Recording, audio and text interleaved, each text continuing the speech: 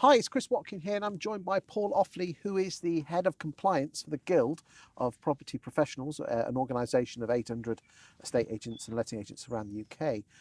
Paul, why is compliance so important for estate agents, and where do most people get it wrong? Talk to me.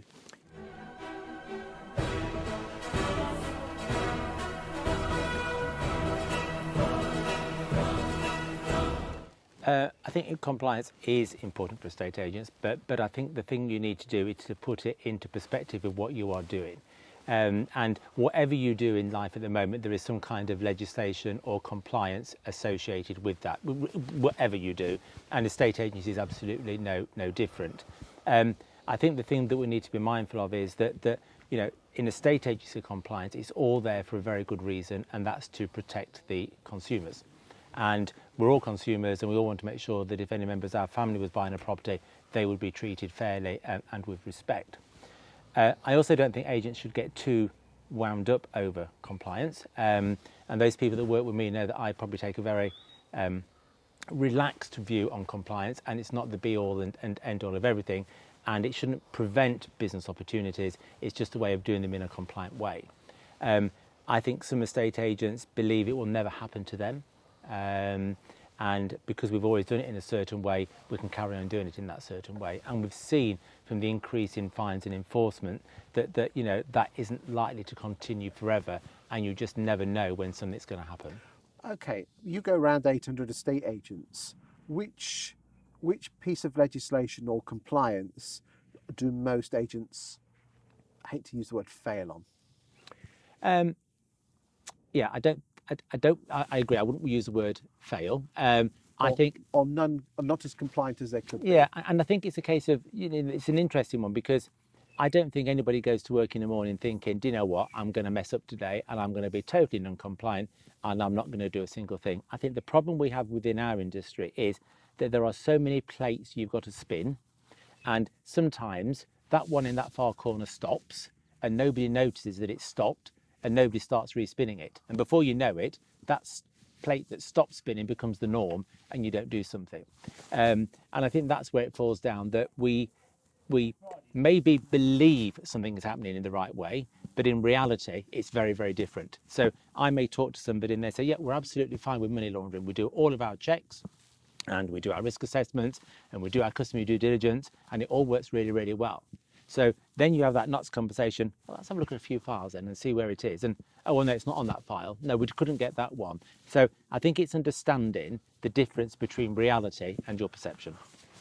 Is money laundering the one that, if you are going to find non-compliance, is that the one that if anyone's watching this? Do you know, I would say not. I think it's really interesting that everybody would assume it's money laundering. It's not necessarily money laundering. What is it then? There is a complete variety. I mean, yes, I get money laundering issues. We get issues over CPR. So consumer protections is probably one of the biggest areas. And where exactly are agents? Just give me a brief overview. Where exactly are the issues with CPR? The issues with CPR is around the emissions.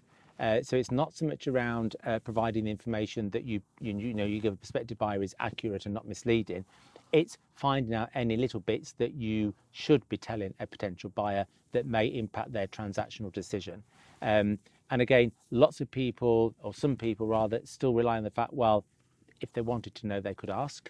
But as we know, CPR's changed all that. And if you know something, you've got to make that known right at the start before that potential buyer goes. What sort of issue? And give me some examples briefly.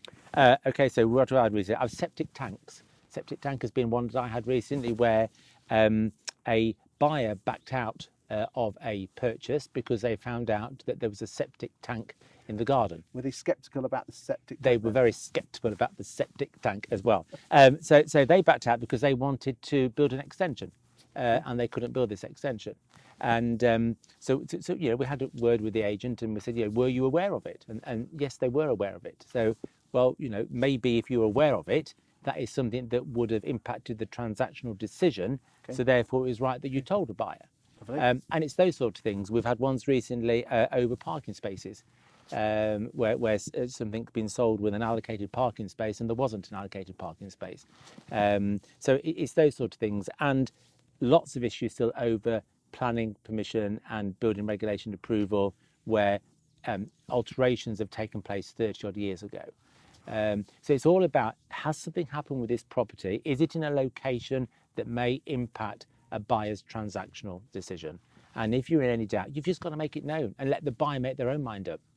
Excellent. So you're not saying no one's got to buy it, you're just actually given the information so that as the buyer, you can go away and make an informed choice, an informed decision on buying that property. Now, you go into guild members to actually do reports on compliance. Is that a service that can be offered to people who are not guild clients?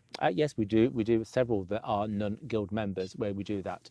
And you know, that's fine. I think for us, it's all about raising standards within the industry, and we're more than happy to do that for non-guild members.